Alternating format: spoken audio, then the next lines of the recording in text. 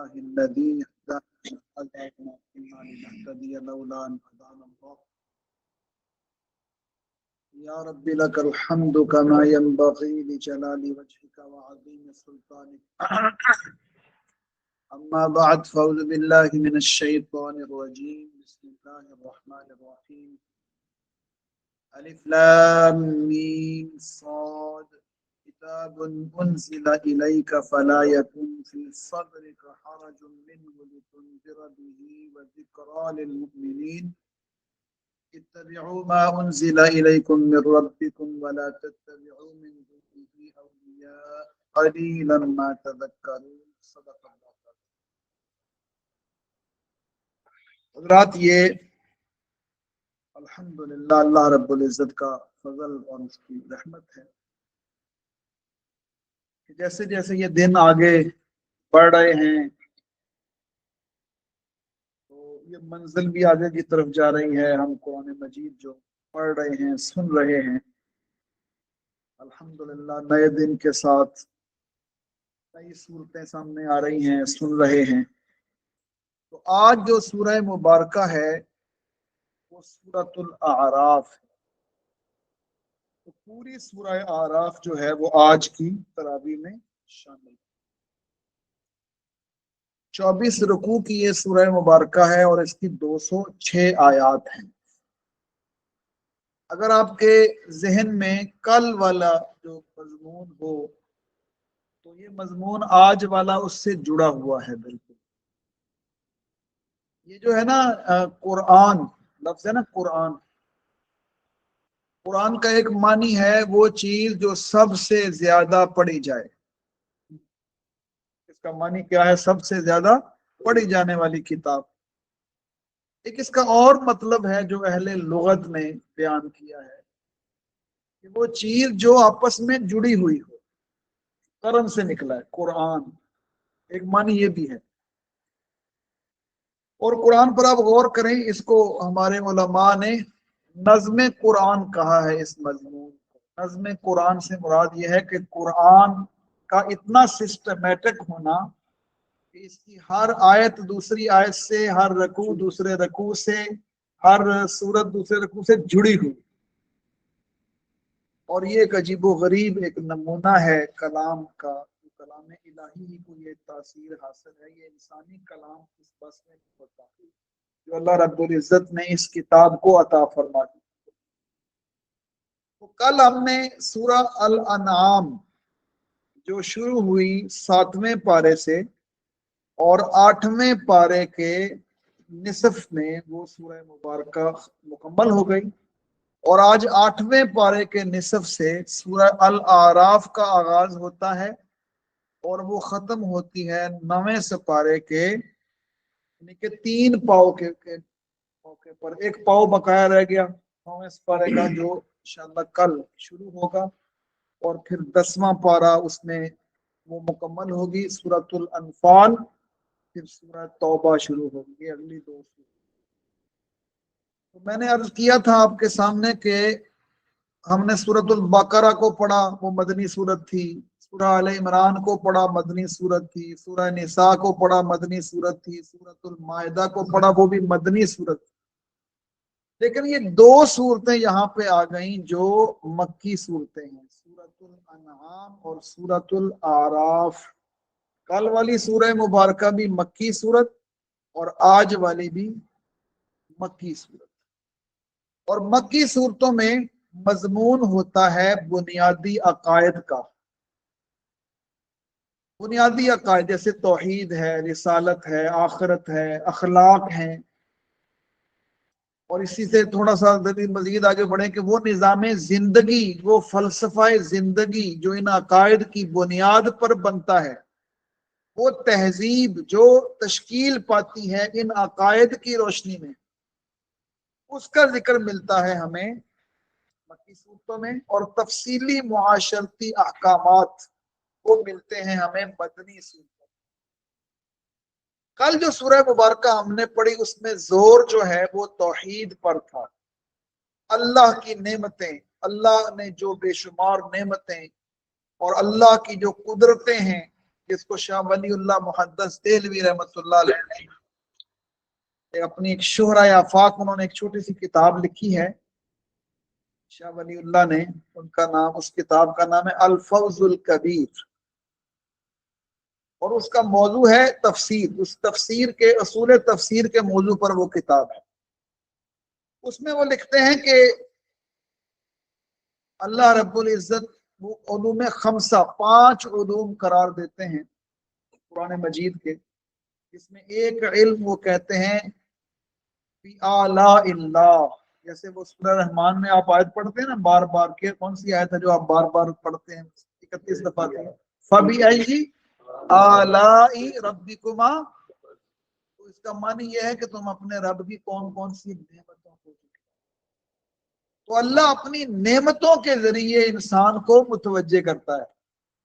तो कल हमने जो सूरह मुबारका का मुताला किया था उसमें अल्लाह की नेमतों का बार बार जिक्र आ रहा था, जमीन और आसमान की पैदाइश, जिंदगी, मौत वगैरह वगैरह वगैरह, बेशुमार नेमतों का अल्लाह ने। आज की जो सूरह मुबारका है सूरतुल आराफ, इसका बुनियादी मजमून दावत इला रसालत है, रिसालत की तरफ दावत। इसका फोकस मोहम्मद मुस्तफ़ा सल्लल्लाहु अलैहि वसल्लम की जाते गिरामी है, और मोहम्मद करीम सल्लल्लाहु अलैहि वसल्लम से पहले जो नबी और रसूल आए यही दावत लेकर, उनका जिक्र किया गया है इस सूरह मुबारक। और बहुत ही खूबसूरत जिक्र है। इंशाअल्लाह हम इसका आगाज करते हैं। तो अब आप समझ गए ना इसका मजमून, कि ये जो सूरह मुबारका है सूरतुल आराफ, इसमें तौहीद भी आएगी, आखिरत भी आएगा, ये मजमून आएंगे इसमें, लेकिन मरकजी फोकस इस सूरह मुबारका का दावत इला रिसालत है। और एक मुकाम ऐसा भी है, उसको थोड़ा सा तफसील के साथ पढ़ने की कोशिश करेंगे, जहां अल्लाह रब्बुल इज्जत ने उम्मत मुस्लिमा को ये बात समझाई है कि तुम्हारा नबी पाक सल्लल्लाहु अलैहि वसल्लम से ताल्लुक क्या है, हजूर से जो तुम्हारा ताल्लुक है ना, उसकी बुनियादें क्या हैं, उसको जरा हम तफसील से पढ़ने की, उसी सूरत में है वो मुकाम, उसको जरा तफसील से पढ़ेंगे, समझने की कोशिश करें। अगर ये बातें आपके जहन में आ गई हैं तो अब हम आगाज करेंगे इसके असबाब का। पहली आयत है अलिफ लाम मीम साद, ये हरूफ मुकत्तआत हैं, जैसा कि पिछली सूरतों में भी आप देख रहे हैं। अलिफ लाम मीम के साथ सूरतुल बकरा और सूरह आले इमरान का आगाज हुआ था। फिर ये सूरह मुबारका है, और अगली सूरतें भी कुरान को जैसे पढ़ेंगे आएंगी, इसमें फिर हुरूफ मुकत्तआत। इसका एक ही मानी उलमा मुफस्सिरीन बयान करते हैं, अल्लाहु अअलमु बिमुरादिही। ये हुरूफ मुकत्तआत से क्या मुराद है, असलन अल्लाह को ही पता है। किताबुन उनजिला इलैक, और आम तौर पर ये होता है कि जहां हुरूफ मुकत्तआत आते हैं ना, उसके फौरन बाद अल्लाह कुरान की शान बयान करता है, कुरान की शान बयान करते हैं, अल्लाह अपनी किताब का जिक्र फरमाते हैं। जैसे अलिफ लाम मीम ज़ालिकल किताब पढ़ा था, फौरन इसी तरह आगे भी आएगा, किताबुन उनजिला इलैका, ए मोहम्मद सल्लल्लाहु अलैहि वसल्लम आप पर ये कुरान नाजिल किया गया है। इस कुरान का आपके ऊपर नाजिल होने का ये मकसद नहीं है कि आपकी परेशानी में इजाफा हो, ये मकसद नहीं है इसका। इस बात को समझने के लिए कि ये अल्लाह क्या फरमा रहे हैं, आपको थोड़ी देर के लिए रुक कर सोचना पड़ेगा, क्योंकि इस सूरत का मौजू है रिसालत। ये जो रिसालत का मुकाम होता है ना, ये बहुत बड़ा मुकाम है। ये अल्लाह के बाद बरगुज़ीदा तरीन मुकाम हुआ ना, जो मोहम्मद करीम सल्लल्लाहु अलैहि वसल्लम को अता फरमाया गया। बादज खुदा बुजुर्ग तुई किस्सा मुख्तसर, मुख्तसर बात करें तो ये पता चलता है कि अल्लाह के बाद सबसे बड़ी हस्ती मोहम्मद करीम सल्लल्लाहु अलैहि वसल्लम। लेकिन जहाँ ये हस्ती बहुत बड़ी है, जहाँ ये मुकाम बहुत बड़ा है, वहाँ ये बड़ा नाजुक मुकाम है, ये बहुत बड़ी जिम्मेदारी है। अल्लाह के रसूल दुनिया में आते थे, यकीन कीजिए उन्होंने अपनी जिंदगी को एक मॉडल के तौर पर पेश किया, किरदार के एतबार से भी, اور درد مندی کے اعتبار سے بھی اور اپنی محنت کے اعتبار سے. یاد رکھیے گا اللہ کے جو رسول اور نبی ہوتے ہیں وہ اپنے زمانے کے سب سے بہترین لوگ ہوتے ہیں، عقل مند، دانا، اونچے خاندانوں سے تعلق رکھنے والے، ساری صلاحیتوں کے مالک، اور ان کے اندر بے شمار صفات اللہ رب العزت پیدا فرماتے ہیں. ان کے اندر اعتماد ہوتا ہے، قوت ہوتی ہے، صبر ہوتا ہے، حوصلہ ہوتا ہے. یہ ساری صفات ہوتی ہیں تو اللہ کے دین کا پیغام پہنچاتے ہیں نا. وہ ان کو یقین ہوتا ہے حد درجہ، تو ان کو اتنی ہی مخالفتوں کا سامنا کرنا پڑتا ہے، آزمائشوں کا سامنا کرنا پڑتا ہے، باتیں سننا پڑتی ہیں، طرح طرح کی چیزوں کا سامنا کرنا پڑتا ہے. تو ان ساری آزمائشیں جو نبیوں اور رسولوں پر آئیں، محمد کریم صلی اللہ علیہ وسلم کو بھی بہت زیادہ آزمائشوں کا سامنا کرنا.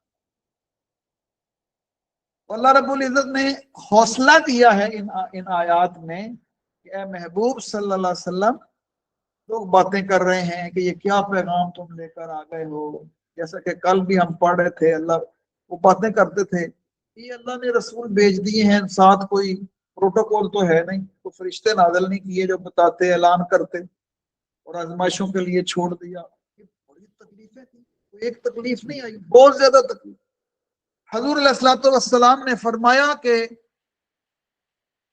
میرے اور بلال کے اوپر 30 دن مسلسل ایسے گزرے ہیں کہ ہم نے زندہ انسانوں کے کھانے والی ایک چیز بھی نہیں کھائی.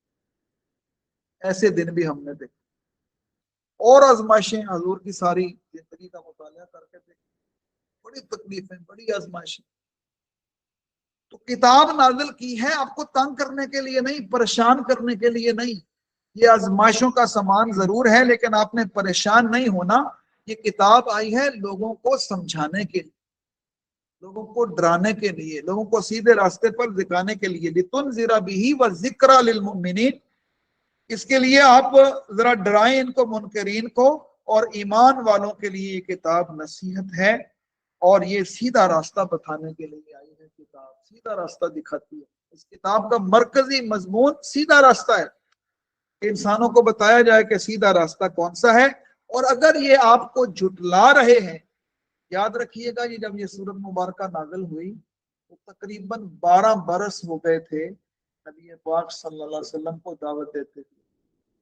یہ 12ویں سال میں، یعنی کہ مکے کا آخری دور ہے جس میں یہ نازل ہوئی ہے، اور مخالفت شدت کے ساتھ اس وقت جاری تھی. تو بتایا جا رہا ہے کہ اگر آج یہ نہیں نا مان رہے تو آپ کو پریشان ہونے کی ضرورت نہیں. پہلے نبیوں کا بھی اسی طرح لوگوں نے انکار کیا تھا، اور انکار کے نتیجے میں عذاب کا کوڑا برسا. یاد رکھیے گا اس صورت کا فوکس جہاں رسالت ہے وہاں انذار بھی ہے، تنبیہ بھی ہے. اس صورت میں ذرا انداز تنبیہ کا زیادہ ہے. لوگوں کو ڈرایا گیا ہے کہ دیکھو یہ نبی کا انکار کرنا، تم اس کو معمولی انکار کرنا نہ سمجھنا. پہلی قوموں نے انکار کیا، تباہ و برباد ہو گئے. فَكُلًّا أَخَذْنَا بِذَنبِهِ، ہم نے ان کے گناہوں کی پاداش میں ان کے پکڑا. کسی کو ہم نے زمین پہ دھنسا دیا، کسی پر رات کو بارش نازل ہو گئی، کسی کو سخت دھماکے نے آن لیا، کسی کو پانی کا عذاب آیا. یہ مذاق نہیں ہے، اور یہ ہم نے ظلم نہیں کیا. وَمَا ظَلَمْنَاهُمْ وَلَكِنْ كَانُوا أَنفُسَهُمْ يَظْلِمُونَ. یہ جو عذاب آتے ہیں یہ انسانوں کے اپنے اعمال کی وجہ سے آتے ہیں. اور سب سے بڑی چیز جس کی وجہ سے یہ عذاب آتے ہیں، لوگوں نے اللہ کے نبیوں کے پیغام کو، اللہ کی آیات کو جھٹلایا ہوتا ہے، پھر یہ عذاب آتے ہیں. اور محمد صلی اللہ علیہ وسلم آپ پریشان ہونے کی ضرورت نہیں. وَكَمْ مِنْ قَرْيَةٍ أَهْلَكْنَاهَا فَجَاءَهَا بَأْسُنَا بَيَاتًا أَوْ هُمْ قَائِلُونَ. کتنی بستیاں جن کو ہم نے ہلاک کیا تھا، اچانک رات کے وقت عذاب آ گیا. یا وہ سوئے ہوئے تھے دن کے وقت تو اس وقت عذاب آ گیا. تو ان کے جھٹلانے کی وجہ سے آپ کو پریشان ہونے کی ضرورت نہیں ہے. یہ ابتدائی گفتگو ہے. اس کے بعد سیدنا آدم علیہ السلام کا ذکر شروع ہوتا ہے. قرآن مجید میں حضرت آدم علیہ السلام کا ذکر 7 مقام پر ہے. ایک مقام ہم نے سورۃ البقرہ میں پڑھ لیا تھا، اور پھر ہم نے یہ والا دوسرا مقام ہے 5 جگہ پر اور ذکر آئے گا، الفاظ کا تھوڑا فرق ہے، اور بڑا یہاں یہ سورۃ الاعراف میں ذرا تفصیلی ذکر ہے اس واقعے کا جو اجمالاً مختصراً پڑھا تھا سورۃ البقرہ میں، یہاں ذرا تفصیل کے ساتھ کہ کس طرح سیدنا آدم علیہ الصلوۃ والسلام کو وَلَقَدْ خَلَقْنَاكُمْ ثُمَّ صَوَّرْنَاكُمْ ثُمَّ قُلْنَا لِلْمَلَائِكَةِ اسْجُدُوا لِآدَمَ، آدم علیہ السلام کو سجدہ اس لیے کروایا گیا، یعنی مسجود ملائک بنایا گیا، اور یہ بہت بڑا مقام ہے۔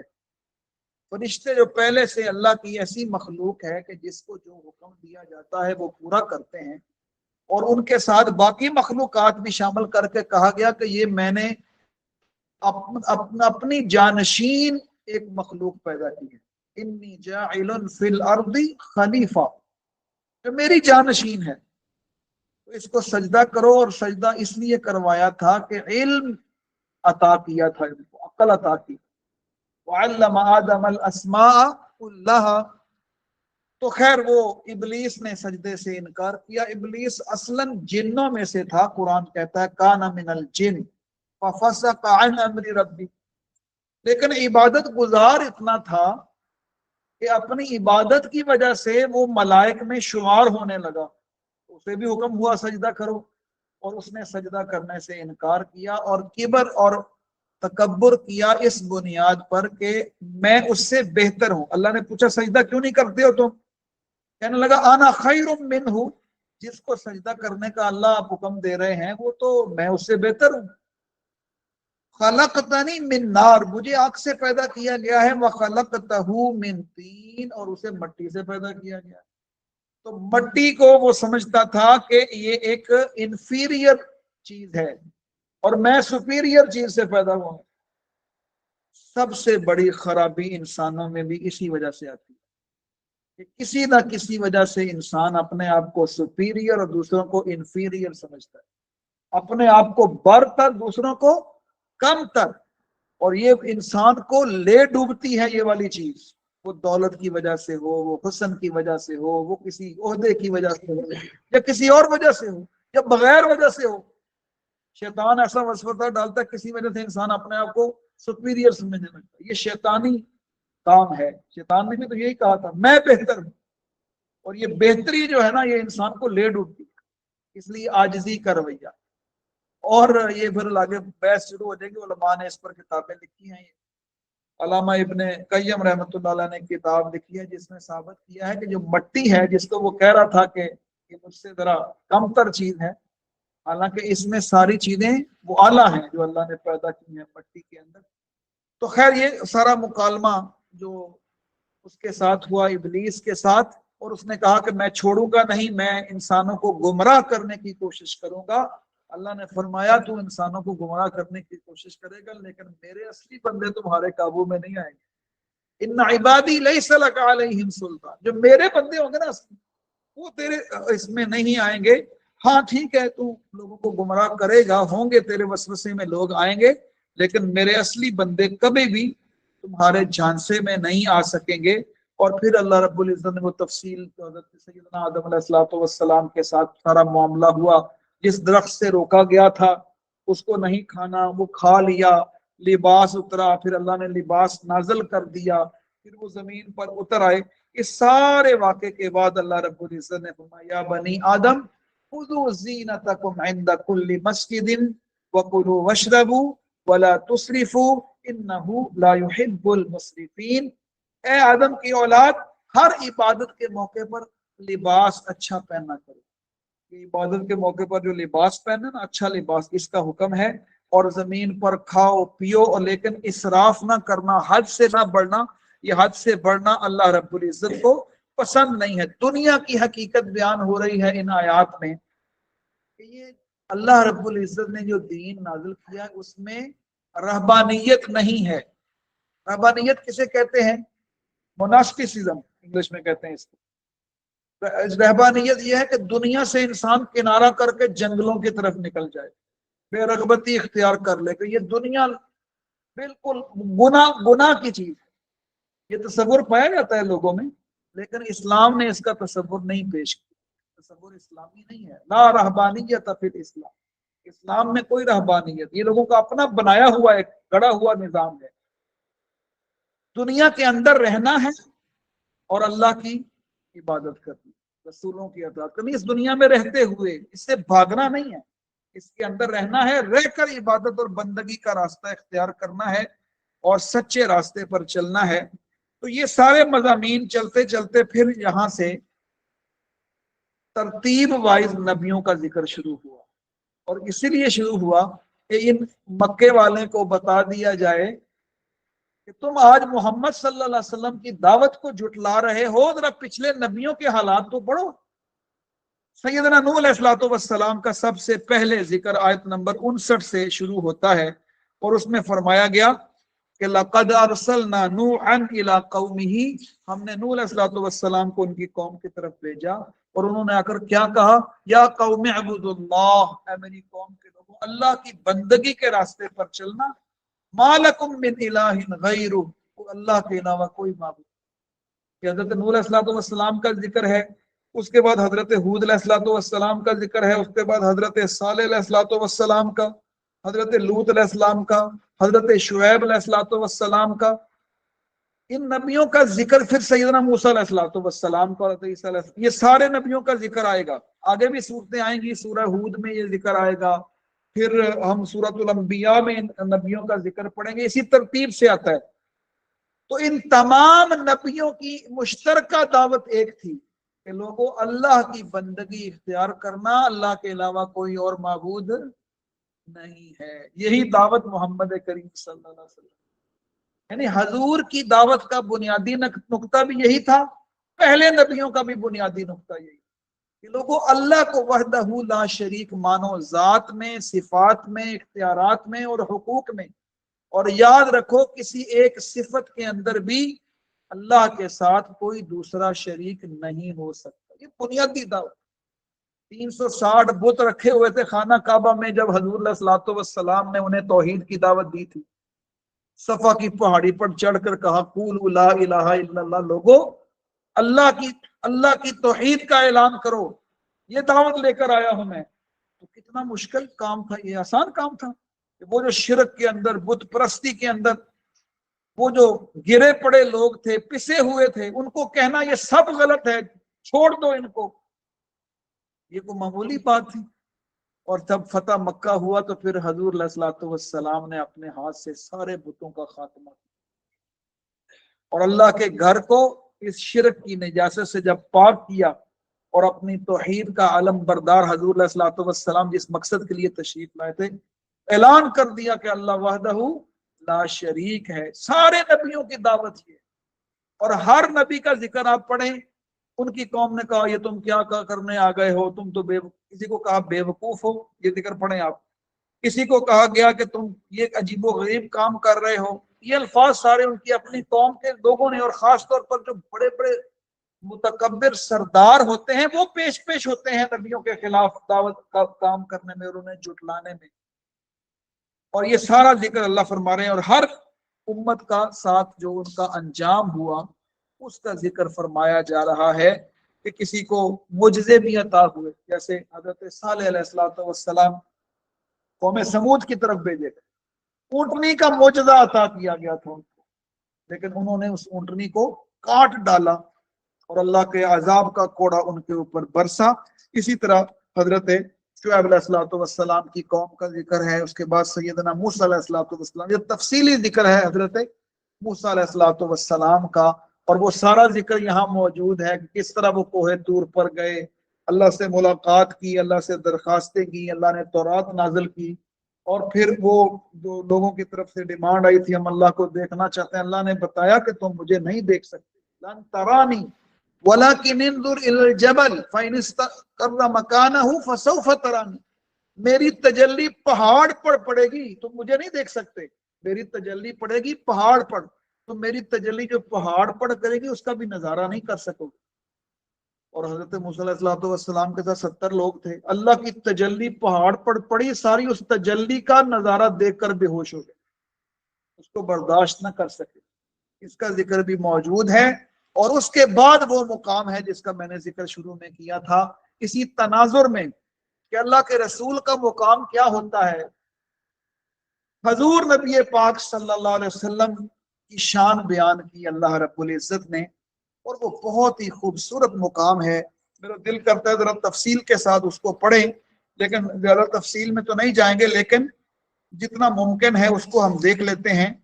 ये आयत है, आयत नंबर 158, 157 और 158, इसको जरा पढ़ने की जरूरत होगी। 157 नंबर आयत में अल्लाह ने फरमाया कि देखो कि ये जो मोहम्मद करीम सल्लल्लाहु अलैहि वसल्लम है ना, ये वो नबी और रसूल हैं जिनका जिक्र तौरात में भी है, इंजील में भी है। अल्लज़ी यजिदूनहु मकतूबन इंदहुम फित तौरात वल इंजील।